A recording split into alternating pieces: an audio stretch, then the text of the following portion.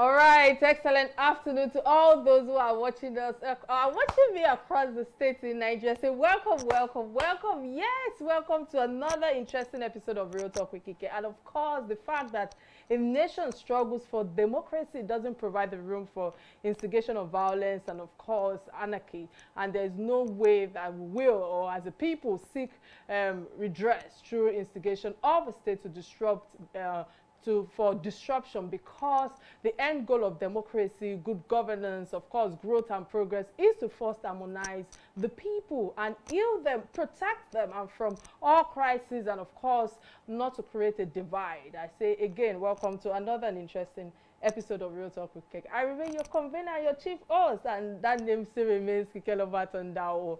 And you know, unfortunately, it's on this day in history segment. But let me quickly put it out there that with all that is happening around us, there are all sorts of different perspective of opinion regarding the interim government, and of course some people are also looking forward to May 29, and of course with all that is happening at the moment in terms of inflation of economy and all sorts of challenges regarding insecurity. We have seen that before now it seems as if a banditry and all of that subsided because of election, but for some reason after election we've seen all of that come into play again. I'm asking in pain, what exactly is going on in our country?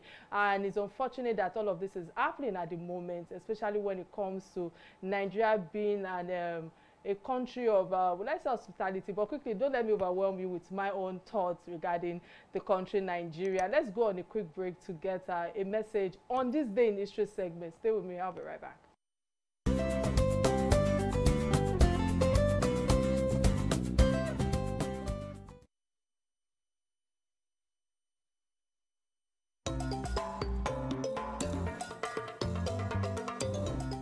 This day in 1996, 43 African nations signed the African Nuclear Weapons Free Zone Treaty and came into effect with the 28th ratification on 15th July 2009.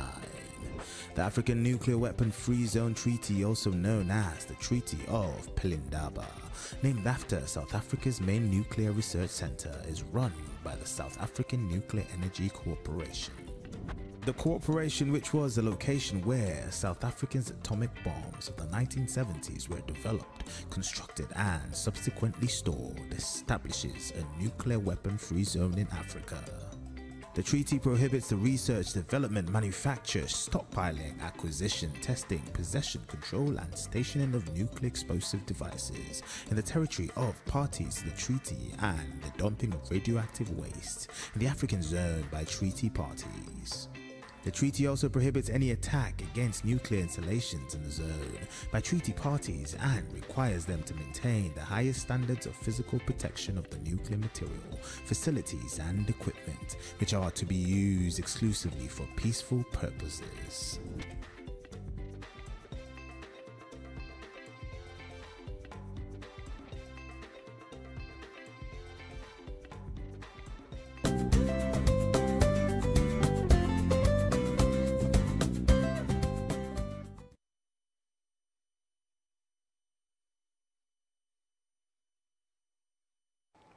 All right, many thanks for staying with me. I think it's really nice to know that African nations signed a treaty, or will I say a deal, that prohibits any attack against nuclear installations in the zone by treaty parties, and of course that requires them to maintain the highest standards in nuclear material protection for peaceful purposes, you know. And I'm sorry to say that at the time and age, you know, Africa and Africans are struggling with issues more fundamental like starvation, economic development, and of course poverty, resource management than other sophisticated issues of nuclear weapons. So it's nice for us to see that history is reminding us of that, and of course with all that is happening at the moment, I think it's just a good one to note on this day in history segment. It's time for a quick message from our sponsors. Please stay with me, I'll be right back.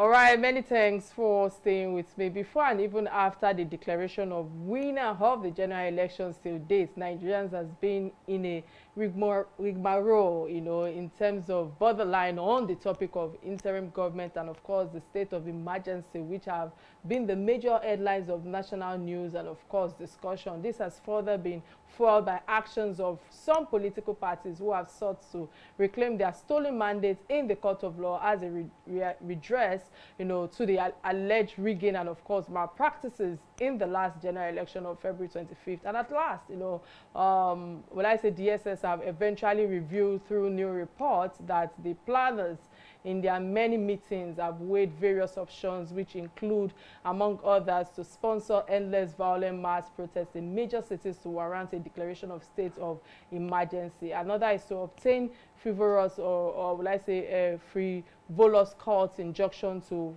forestall the inauguration and, of course, the new executive administration and legislative houses at the federal and state levels. But today on Real Talk with Kike live show, I have a guest who is a retired and was also the former Director of State Security Service, SSS, to discuss the ups and, of course, the doings of the DSS, Department of State Security, as regards to the agenda of the interim government and the fueled crisis around that, you know. But before, I think it's important for us to just go straight to the topic at hand, because we've run out of time.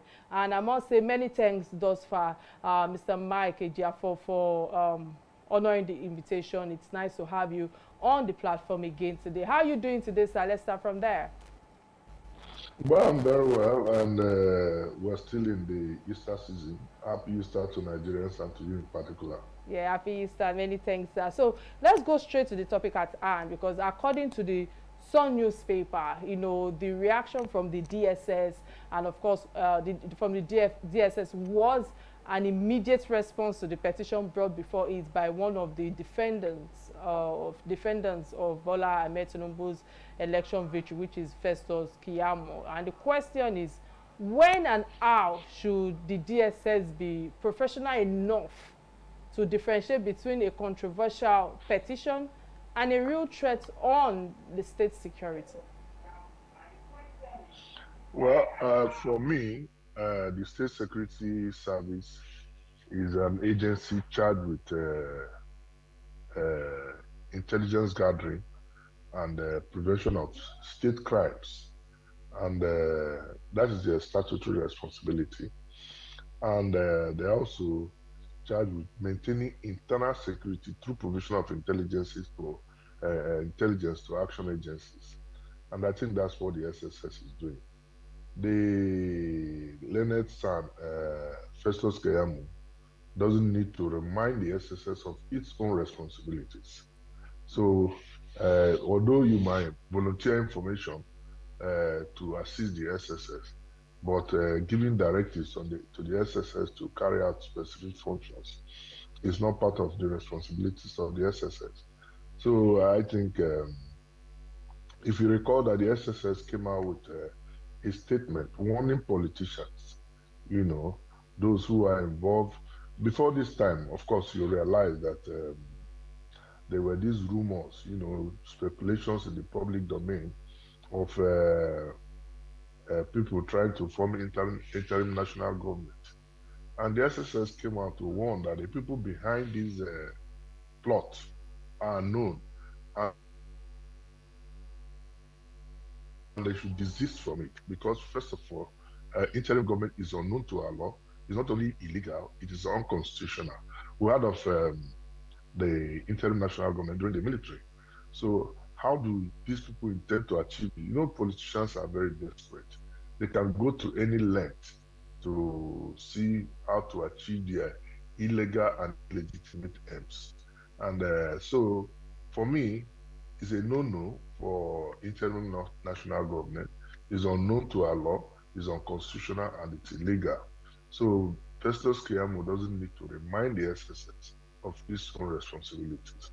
And if you recall that at the end of that statement, the SSS warned that the people who are behind this plot should desist from it, or they will be picked up. And that is the essence But the question people are asking, why does the SSS need to inform members of the public instead of just effecting arrest? You know, the tension in our country, the political tension in our country, and the what has been generated in the public domain. If SSS goes ahead without warning to give to effect any arrest, you know the atmosphere is charged. It's going to in fact compound the problems, you know, of Nigeria. So it's better the people are warned to desist from what they're doing, but they go ahead, arrest the affected. I can tell you that I can take it to the bank that any person who infringes on the law, no matter how highly placed, will be picked up by the SSS.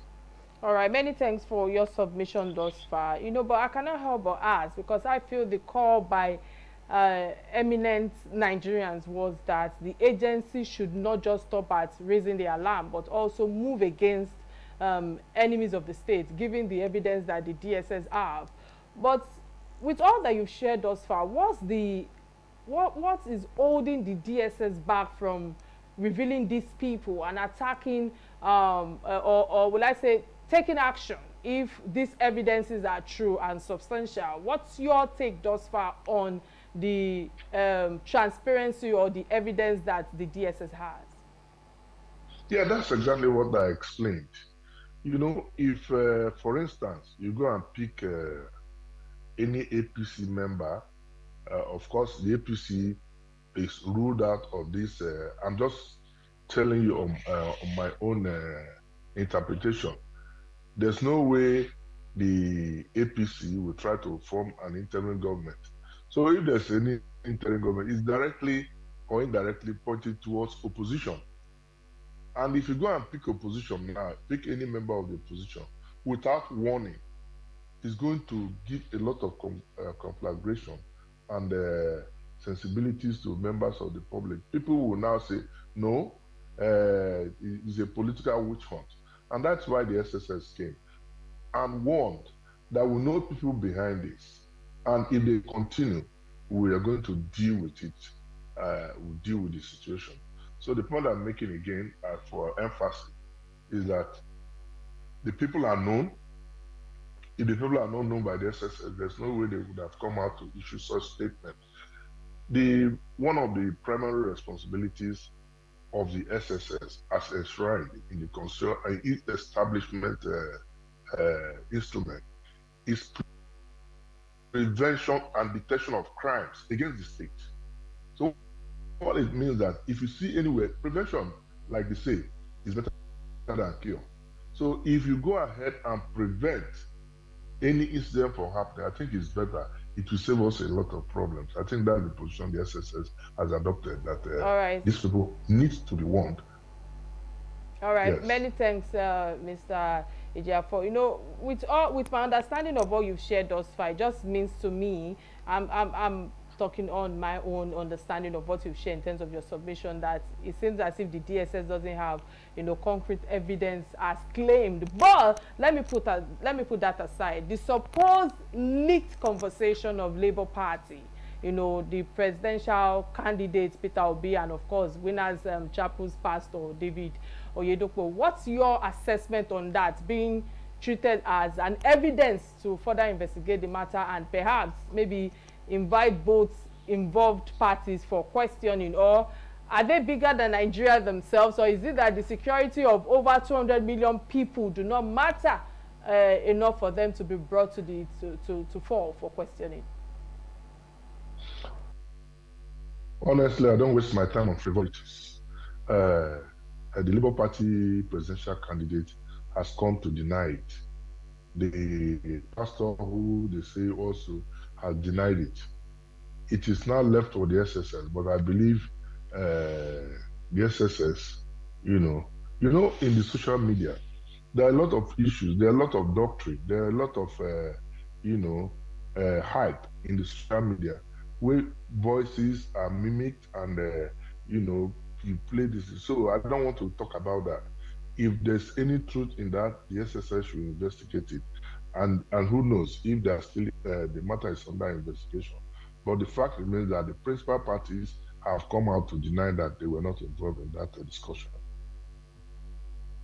Again, many thanks for all you've shared thus far. But some analysts blame the Department of State Security. You know, they say that its operations are supposed to be largely covert.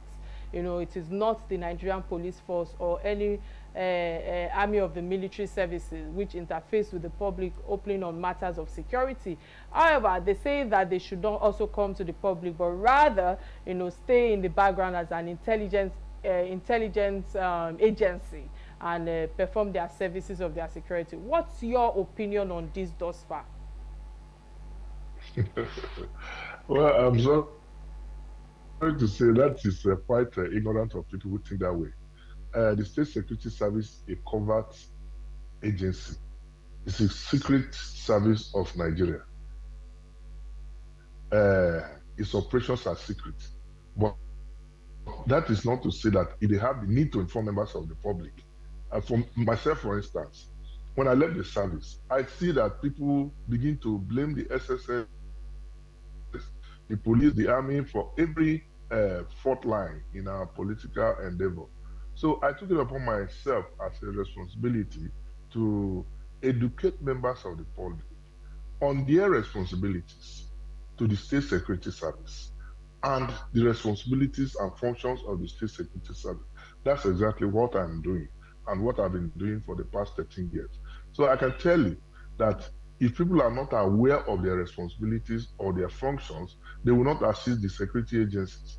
You know, Nigerians like football. You know, when Nigeria goes to play football and they lose, everybody turns to a coach. They want to tell you the players you should have been selected this way. These people should have played. This one should not have played. But it's not as easy as said.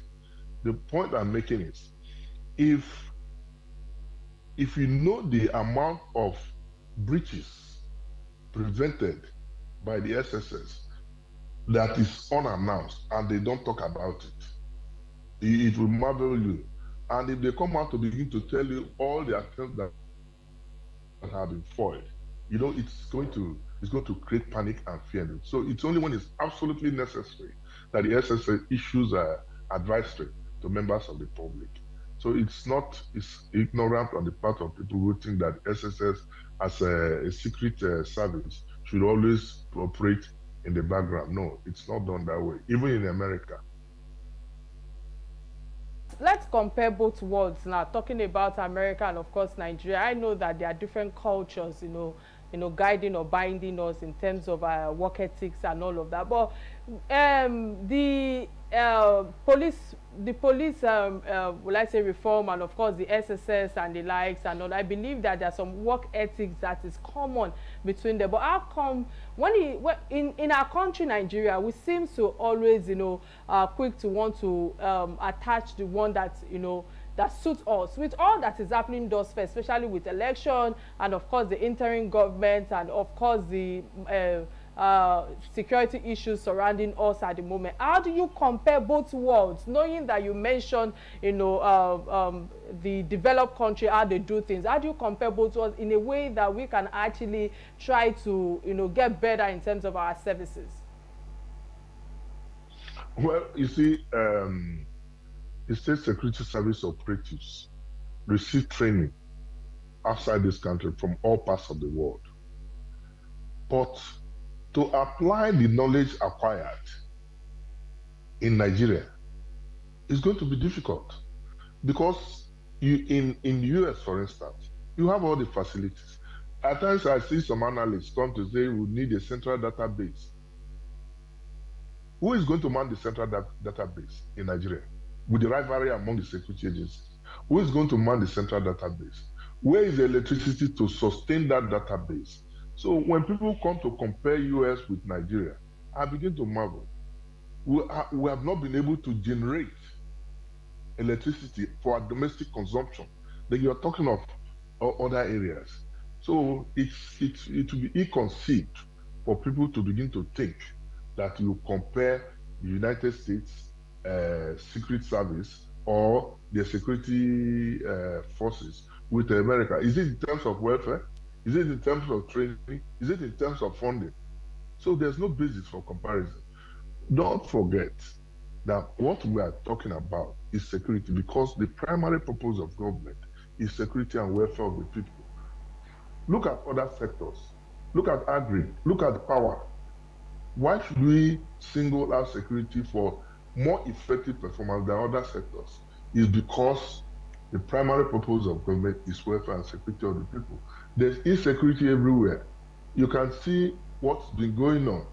That most of our problems actually are generated by politicians. During the campaign, did you hear of kidnap? Did you hear of mass abduction? But the politicians have engaged these people. They are out of that place now. They are come back to begin to intimidate and carry on with the nefarious activities. So our politicians should learn to be patriotic, learn to love Nigeria, because if they kill the people, there's nobody left for them to govern. Politics, for me, as I understand it, it's about service to the people. But politics in Nigeria is how to amass wealth, how to kill other people and ascend to power, irrespective of the process. Look at our electoral process. Look at the way the INEC messed up the whole process, that we all got assurances. The people are elected officials are never accountable to the people, so they can tell you, we'll get to power. When we get to power, you go there and go to court.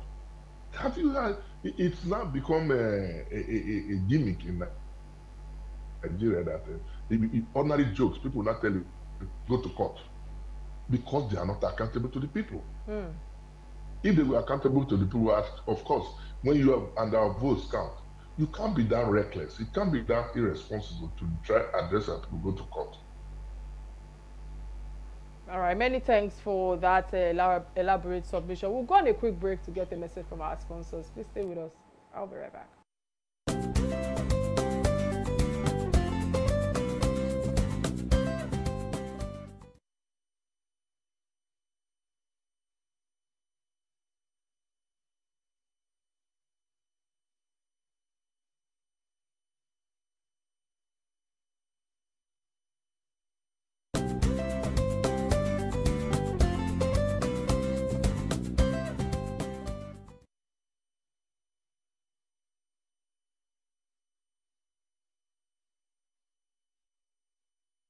All right, glad to know you're still with us. In case you just joined today's show, my guest today on Real Talk with Kike is Mr. Mike Ejiofor, a retired SSS director. We have been discussing matters of the state, and of course, when it comes to security, public agitations, current election court dispute, and of course the wrangling of political parties on the controversial issue of the winner of presidential election. And I must say many thanks to my guests for all your submission thus far.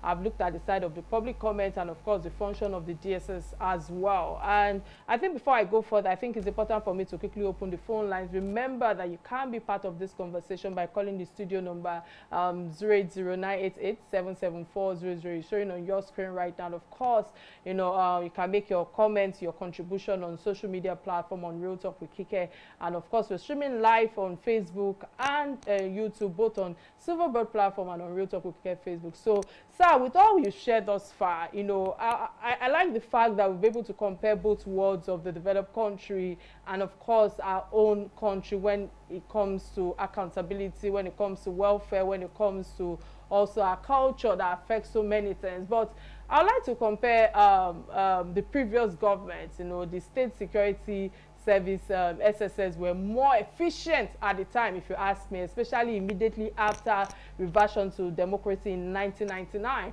And no one would dare go against the state because they knew such people would disappear without a trace, if you ask me. Yes, at least those are all the information I've been able to gather. But many believe that it was the workings of the state security at the time. But how would you, compare, will I say, the functioning of the SSS then and now, which some people believe that they are becoming more politically employed, knowing that you've also mentioned earlier in your submission that most of the challenges, I don't like to use the word problem, most of the challenges that we have in our country today are being created by politicians?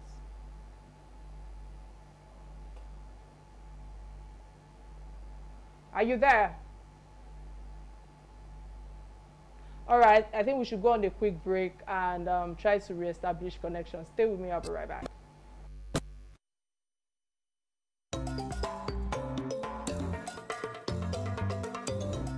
On this day in 1996, 43 African nations signed the African Nuclear Weapons Free Zone Treaty and came into effect with the 28th ratification on 15th July 2009. The African Nuclear Weapon Free Zone Treaty, also known as the Treaty of Pelindaba, named after South Africa's main nuclear research center, is run by the South African Nuclear Energy Corporation. The corporation, which was the location where South Africa's atomic bombs of the 1970s were developed, constructed and subsequently stored, establishes a nuclear weapon-free zone in Africa. The treaty prohibits the research, development, manufacture, stockpiling, acquisition, testing, possession, control and stationing of nuclear explosive devices in the territory of parties to the treaty and the dumping of radioactive waste in the African zone by treaty parties. The treaty also prohibits any attack against nuclear installations in the zone by treaty parties and requires them to maintain the highest standards of physical protection of the nuclear material, facilities and equipment, which are to be used exclusively for peaceful purposes.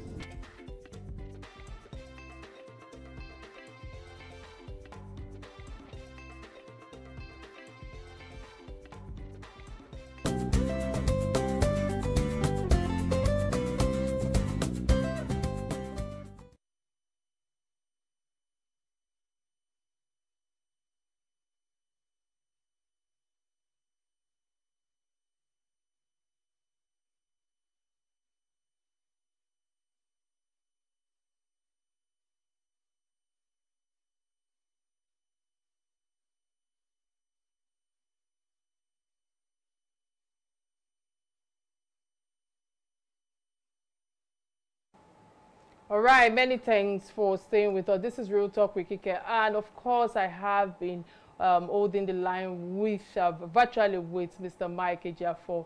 Many thanks for staying with us. Are you there? Can you hear me? Yes, I can hear you now. All right, did you hear my last question? No, I didn't. All right, so I asked that, with all that you've shared thus far, when comparing both worlds, especially the previous government, the state security, services, SSS, were more efficient there, especially immediately after reversion to democracy in 1999, and no one could go against them at the moment, at the time. Comparing both worlds, knowing that, the SSN then and now, some people believe that they are becoming more politically employed, with all that you two have also shared thus far regarding some of the challenges that we are having at the moment that were created by the politicians. Well, I don't know the period you are comparing with, if I heard you well, from 1999 to date, or what is the difference now? You recall that operating intelligence service under the military is quite different from operating in a civilian dispensation or democracy. Other things that you would have done. I'll give you an example. For instance, the SSS cannot just go and detain somebody now without a court order, and or keep somebody for more than 24 hours without taking the person to court. Except the offense is grievous, they obtain a court order and get the person remanded in custody to conclude investigation.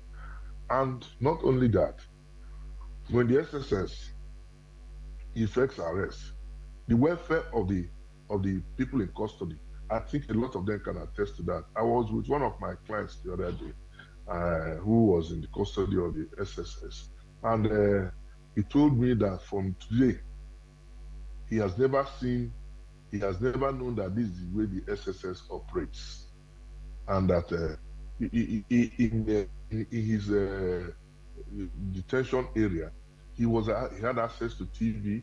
He was giving medical attention. He's giving all that he required. The only thing that he missed was a restriction of his movement. So, what I'm saying in effect is that publicity in the SSS is not part and culture of the society, of the service. But when it's absolutely necessary to inform members of the public, like the alert, this is not the first one. You recall how many alerts the SSS have issued. They also to inform members of the public of what is going on. So if you begin to compare 1999 to date or this, the society is dynamic. The operations of the SSS is dynamic. So what they do is operate with the changing times. If you get somebody that is, for instance, you are talking about people in detention, you are talking about operating in secrecy, then the operation of the SSS is in secret. But now, you need to inform the members of the. Don't also forget that the SSS used to have a public, a PRO, who was always on air defending what the action of the service. But in this present dispensation, you hardly can see the spokesperson of the SSS, except when it's absolutely necessary and they issue a statement. So it is wrong to say that the SSS operates overtly. It's a covert organization, and that's where it's supposed to be. All right, many thanks again for that. You know, I would like to touch on the body language of the people, because if we look at the body response of Nigerians, especially with all that you've shared thus far, you know, it shows a climate of fear and apprehension. You know, you are a retired SSS director. I would like to ask you, if you were still in office, what would have been your reaction and response to all of this, all that is happening thus far regarding the fear that is in the air? The fear in the air is not caused by the SSS. The fear in the air is caused by politicians who are desperate at acquiring power. So we continue to placate the situation, try to put the situation under control, giving people assurances, giving people that confidence that government is still in charge, providing security and welfare to the people. It is very important that people need to be, Nigerian citizens need to be reassured that government is responsible and responsive to all these challenges, especially the issue of security threats in the country. On the legal aspect of the issue at hand, or the topic at hand, you know, going into the angle of the law on the matter at hand, you know, I feel that the DSS claims to be investigating the plotters who want to obtain court injunctions to forestall the inauguration in May 29, but seeking a court order is not a terrorist act, isn't it? Because with the little that you've shared also, I think that's what I've been able to understand. So I must ask you, what approach under the law should the DSS act on, or should the DSS be taking matters of investigation to the court as well? See, I think we are mixing up the whole thing. The SSS said that people are planning to secure frivolous court injunctions. And should be aware.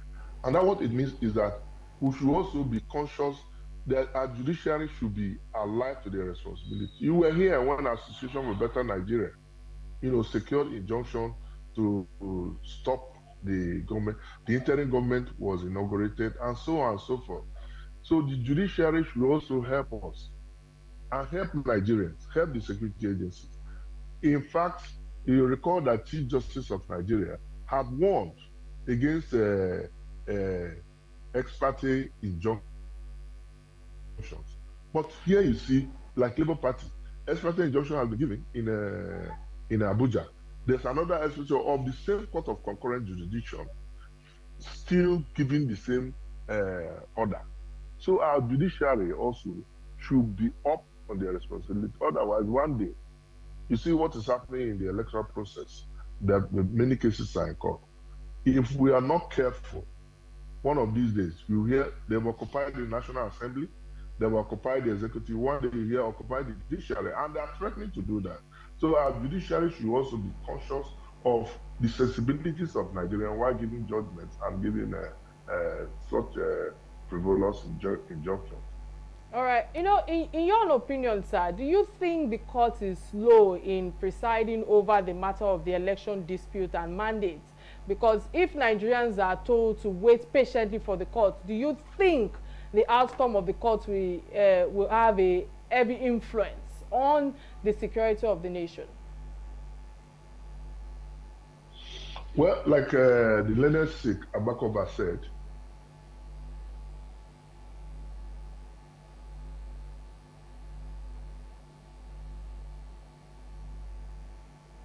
are you there, sir? All right, I think we have to go on a quick break to reestablish connection. Stay with us. I'll be right back. it was just all right, are you there? Yeah. Okay, we lost you for few seconds. I don't know if you can repeat what you're saying. Okay. What I'm saying is that the learned Sikh Abakoba called for, speedy trial and conclusion of the outstanding cases before the inauguration. That is not position of our law. Our law provides for 180 days, and which spills over into the inauguration. So until the laws are amended, the court cannot be stampeded unless on its own volition it speeds up action and conclude the cases before, which is when they say within 180 days, actually, it doesn't mean that you must stay 180 days. They can even conclude the cases in 2 months. But this is just an advice and opinion of the learned Sikh, which I also tend to agree because, like you said, if any government is inaugurated after this, the tendency, that has been the practice, is for the government to be using, the incumbent government to be using state funds, to prosecute its own case. So I think we need to amend our laws to ensure that there's conclusion. Look at Kenya, for instance. The cases were concluded within 2 weeks. So why don't we do that? Even though Kenya is not as big as, I know Nigeria is a very big country, but we can find a way around these things and see how we address them. All right, many thanks again. I think this might be my last question to you, and I need your honest opinion. Do you think anyone was robbed of their mandate? If the Labour Party claims their rightful mandate was gained winning the election but denied by the Electoral Commission, how would you appeal to the court as regards to justice on the ongoing case at the court? Well, it's left for the judiciary to determine. Labour Party is claiming victory. PDP is claiming victory. Yeah. So it's left for the court to interpret. I'm not in a position to be able to interpret whether they are right or wrong in their claims. The judiciary will do that.